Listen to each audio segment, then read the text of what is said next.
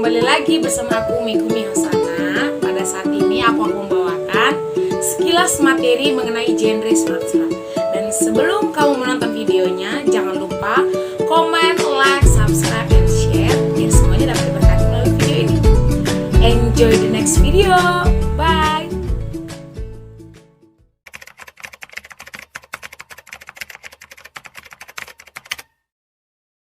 Pada hari ini aku akan membawakan materi mengenai sekilas genre surat-surat. Surat-surat merupakan genre yang paling mendasar. Namun, perlu kita ketahui banyak masalah yang berkaitan dengan literatur surat dan banyak kesalahan dalam kedua interpretasinya. Dan pengaplikasiannya dibuat karena kegagalan untuk memahami secara khusus kekhasan hermeneutik dari surat-surat. Surat-surat ini tidak mengandung faktor-faktor yang rumit seperti plot atau penokohan. Bertahun-tahun yang lalu, Desmond membuat pemisah antara surat-surat biasa dan surat-surat kiriman berdasarkan sifat-sifat yang ditemukannya di dalam banyak papirus. Kelompok pertama adalah surat-surat yang disebut sebagai surat-surat biasa. Nah, surat-surat biasa ini tidak bersifat sastrawi, yang artinya tidak tertulis untuk umum dan generasi-generasi yang akan datang, tetapi hanya ditujukan secara khusus kepada individu atau kelompok yang menjadi penerima surat tersebut.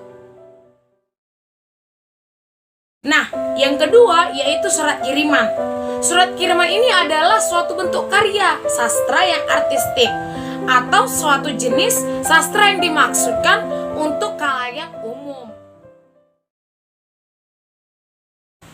Kita masuk ke dalam bentuk-bentuk surat. Bentuk-bentuk surat ini terdiri dari 6 bagian. Yang pertama yaitu nama penulis, contohnya Paulus. Dan yang kedua, nama penerima, misalnya kepada jemaat Allah di Korintus. Yang ketiga, salam, misalnya kasih karunia dan damai sejahtera Allah Bapa kita. Dan yang keempat, doa harapan atau ucapan syukur, misalnya aku senantiasa mengucap syukur kepada Allah karena kamu. Yang kelima, tubuh surat. Dan yang keenam, salam penutup dan salam perpisahan, misalnya kasih karunia Tuhan Yesus menyertai kamu. Ada hal yang perlu kita perhatikan, yaitu satu-satunya unsur yang tidak tetap di dalam surat ialah nomor 4 tadi, yaitu doa harapan atau ucapan syukur, yang dalam kebanyakan unsur surat kuno berbentuk doa harapan atau dihilangkan sama sekali, seperti dalam Galatia, 1 Timotius, dan Titus. Secara teknis, tulisan-tulisan itu adalah apa yang disebut sebagai dokumen-dokumen tak berkala, yaitu dokumen-dokumen yang penulisannya didorong dan dimaksudkan sebagai reaksi atas suatu peristiwa yang spesifik. Dan semua surat-surat itu berasal di abad pertama.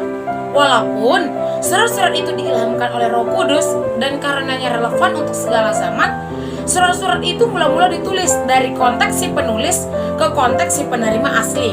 Nah, dengan demikian, justru faktor-faktor inilah, yaitu bahwa sifatnya berkala dan termasuk surat kabar pertama yang menyebabkan sukar ditafsirkan. Ada beberapa hal, alasan-alasan penulisan surat, yaitu mari kita perhatikan. Yang pertama, perilaku-perilaku jemaat yang perlu diperbaiki. Kedua, kesalahan doktrin yang perlu diluruskan atau kesalahpahaman yang memerlukan penjelasan. Jadi teman-teman, ketika kita membaca sebuah surat, kita membaca jawaban atas suatu permasalahan. Surat bukanlah risalah teologis, juga bukan ringkasan teologi Paulus ataupun Petrus.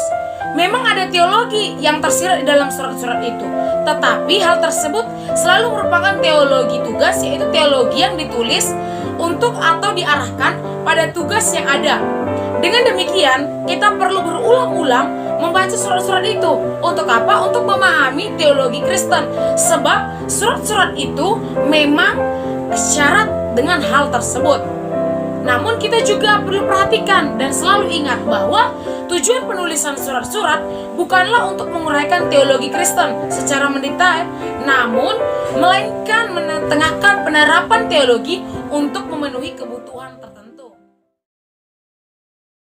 Nah, bagian-bagian surat. Yang pertama yaitu pembuka, yang kedua tubuh surat, dan yang ketiga penutup. Tujuan pengiriman surat ini menunjukkan status relatif. Hal ini berkaitan dengan tinggi rendahnya status yang dimiliki seseorang. Bahkan, isi suratnya juga terpengaruh dari status antara si pengirim ataupun si penerima surat. Mari kita lihat contoh surat Mesopotamia. Kepada ... Nah, ini ditulis untuk si penerima. Demikianlah kata ... ini ditulis oleh si pengirim. Contoh surat Babilonia versi Yunani. Tablet ini dari... Nah, ini ditulis oleh si pengirim. Untuk ... ditulis kepada si penerima. Kepenulisan surat. Munculnya permasalahan dalam penulisan surat karena adanya kehadiran amanuensis atau juru tulis maupun sekretaris.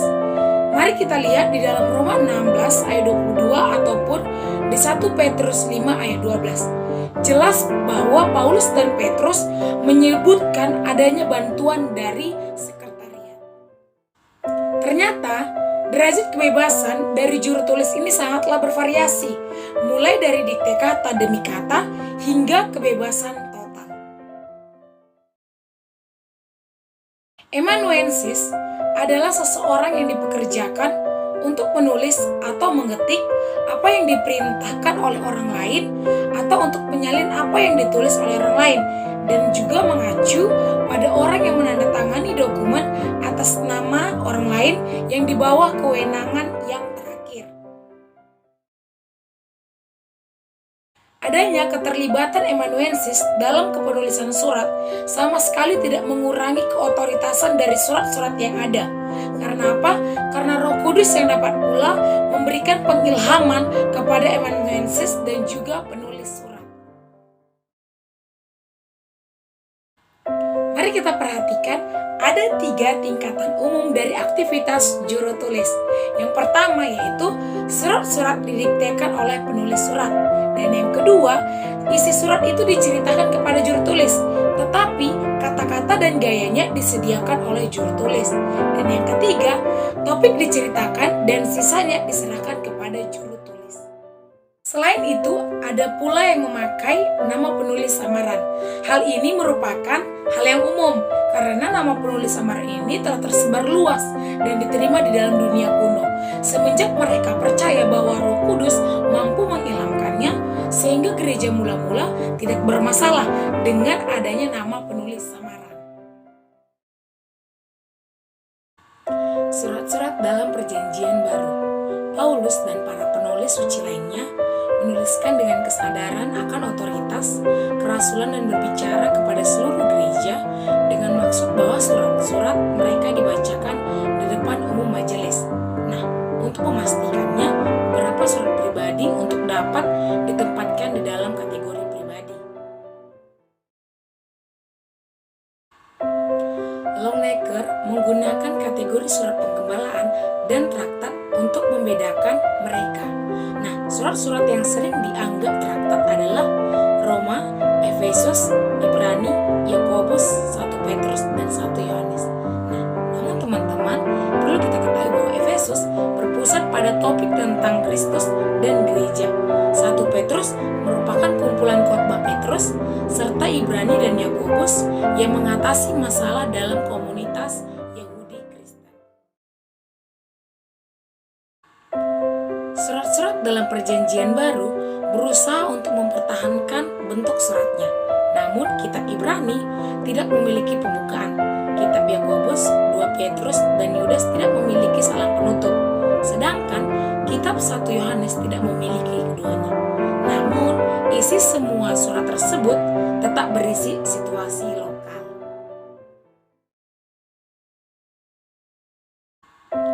Bentuk pembukaan dan penutup dalam surat-surat itu mengikuti konvensi kuno dan perlu dipahami dengan benar.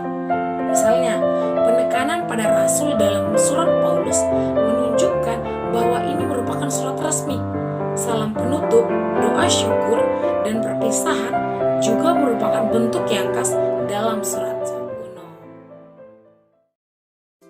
Nah, sekian video mengenai sekilas genre surat-surat. Semoga kamu diberkati melalui video ini.